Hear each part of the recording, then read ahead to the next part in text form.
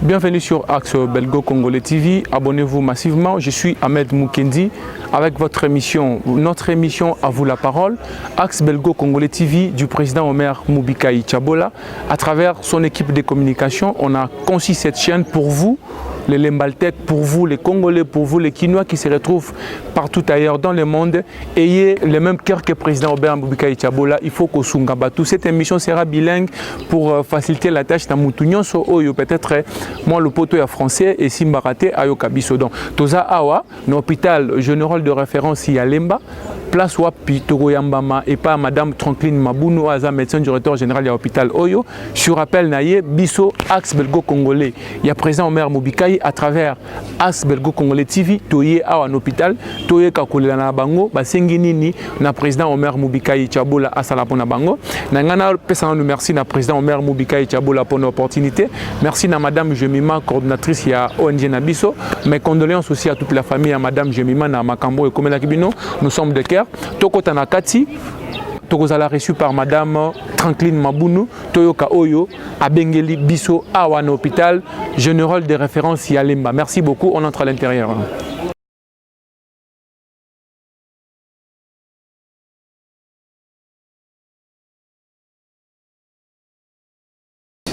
Ok, merci chers internautes. Comme je vous avais dit dans notre annonce, nous nous sommes déplacés. Nous sommes au centre hospitalier de Moamba, où nous sommes réussis par Madame Tranquille Mabounou et son staff dirigeant.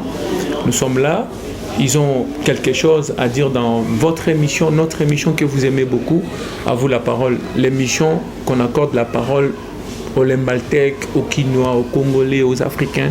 Donc, Madame Tranquille a un message aux habitants de Lemba qui sont expatriés partout dans le monde entier. Madame Tranquille a un message à adresser au président Omer Moubikai Tchabola, le président de l'ONG Axe Belgo-Congolais. Merci. On va accorder la parole à Madame Tranquille. Bonjour Madame. Bonjour messieurs, merci d'être venus. Donc, je suis Mabounou, Madame Mabounou Tranquille. Je suis le médecin directeur du centre hospitalier du Moamba. Le centre hospitalier du Moamba, c'est d'abord une entité de l'université, une entité décentralisée qui a une autonomie administrative et financière. Mais nous sommes quand même pris en charge par l'État congolais, mais sous les chapeaux du ministère de l'Enseignement supérieur et du ministère de la Santé. Le centre hospitalier du Moamba, c'est un hôpital général de référence de la commune de Lemba. Nous avons au moins 3 missions, mais la plus grande mission, c'est nous offrons le soin de santé aux malades venant des différents centres de santé, des centres de santé de référence. Il y a des malades qui nous sont référés ici. Alors, c'est dans le cadre des soins de santé primaires. Nous recevons les malades venant de partout, de différents centres de Lemba, de Kisenso, Elimo Centre, un peu partout. Alors, ces gens-là arrivent ici et nous leur offrons différents soins médicaux. En dehors de ça, nous avons comme autre mission la formation. Nous assurons la formation aux stagiaires qui viennent, qui terminent à l'ITEM, à l'ISTEM, tout consort, ils passent ici. Même ceux qui terminent en médecine, à la faculté de médecine, ils passent par ici. Comme troisième mission, nous avons la mission de recherche scientifique. Alors, dans ces cadres ici de recherche scientifique, nous sommes chapeautés par l'école de santé publique. Alors, eux, qu'est-ce qu'ils font? Le centre hospitalier est considéré comme terrain de recherche et parfois, ils viennent faire leurs recherches ici. Alors, si je dois vous parler, comme ça, vous êtes là parce que c'est par rapport à la première mission, la mission d'administration des soins. Par rapport à l'administration des soins, l'hôpital général des références de Lemba, dans le centre hospitalier du Moamba, nous possédons tous les services traditionnels, standards d'un hôpital général des références. Nous avons la chirurgie, nous avons les services de gynécologie, nous avons le service de pédiatrie et la médecine interne. Et en dehors de ça, nous avons d'autres spécialités. Nous avons l'ophtalmologie, le service l'unité des maladies chroniques qui est incorporée dans la médecine interne, mais là on prend en charge les diabétiques et les hypertendus et les cas d'AVC aussi. Nous avons le service nutritionnel où nous prenons en charge les enfants mal nourris. Nous avons également le service d'OREL, qui est quand même un appendice, ce n'est pas dans le standard, le service standard. Donc nous avons l'OREL, nous avons la stomatologie et l'ophtalmologie. J'avais oublié, nous avons aussi les services de rééducation où nous recevons des gens pour la kinésithérapie. Alors tous ces services sont sous la direction de plusieurs médecins. Nous avons des médecins chefs des services, nous avons des spécialistes et des généralistes. Nous avons plus de 25 généralistes ici et plus de 11 ou 12 spécialistes qui s'occupent des malades. Mais vous verrez avec moi quand on va faire les petits tours de l'hôpital que nous avons vraiment un besoin de matériel. Pourquoi? Parce que étant une institution d'abord de l'État, nous ne sommes pas subventionnés. Nous ne sommes pas subventionnés. Les petits matériels que vous voyez, c'est vrai, de temps en temps, l'État peut donner quand même de matériel, mais les petits que vous voyez ici sur le terrain, c'est avec les moyens des bords. Avec nos moyens des bords, nous arrivons à acheter des petits peu de matériel, des labos, d'imagerie, de soins, des salles d'op, tout comme ça. Alors, nous avions demandé au président Omer de pouvoir nous aider à partir de votre ONG, si c'est possible, de pouvoir nous aider, parce que l'hôpital dessert beaucoup de gens, surtout les indigents. Et même ceux qui sont hospitalisés n'arrivent pas à payer les frais d'hospitalisation. Et qu'est-ce que nous faisons? Bon, on travaille comme parfois des humanitaires. On travaille comme des humanitaires, on s'est dit, bon, qu'est-ce qu'on peut faire? On donne les soins, les malades n'arrivent pas à payer. On est obligé, on peut les garder 1 mois, 2 mois, 3 mois, mais finalement, ils ne vont pas garder les lits éternellement. Et qu'est-ce que nous faisons? Nous sortons les malades. Alors, pour ceux qui sont à l'étranger, qui peuvent aider les centres hospitaliers du Moamba, ceux qui sont congolais, qui ont vraiment le souci de leurs frères et sœurs, leurs compatriotes qu'ils ont laissés ici, je pense que c'est l'occasion pour eux de pouvoir penser à nous. Nous avons fait une liste de demandes de matériel. Vous allez voir vous-même par rapport au matériel qu'on a énuméré, c'est ce que l'ONG peut nous donner, même à travers nos frères et sœurs qui sont à l'étranger. À partir de ça, vous pouvez nous aider. Voilà un peu ce que j'avais à dire. Je ne sais pas si vous avez d'autres questions à nous poser. Ok, merci beaucoup madame. Je crois bien que vous avez eu quand même les explications de madame Tranqueline. Elle vous a expliqué le fonctionnement de l'hôpital ici. On va juste parler plus du président Omer Mubikaï Tiabola, qui est actuellement en Belgique. La fois passée, il a fait une visite ici à l'hôpital. Je veux juste savoir, par rapport à sa visite et par rapport à ce qu'il avait promis de faire, est-ce que vous gardez toujours contact? Est-ce que vous vous parlez? Est-ce qu'il tient à réaliser ses promesses ou vous n'avez plus de contacts? Oui, par rapport au contact, on garde les contacts. D'ailleurs, tout de suite après son départ, le deuxième jour, il m'avait appelé. Au deuxième jour, il m'avait appelé. Il m'a dit ceci, contactez monsieur Ahmed, oui, qui représente l'ONG à mon absence. Vous voyez, monsieur Ahmed, vous allez parler parce qu'il avait pris connaissance de tout ce que je lui avais dit. Et tellement que ça l'avait choqué, il a même répété, vraiment quand j'ai fait le tour de l'hôpital, j'étais très touchée, je dois aider mon pays.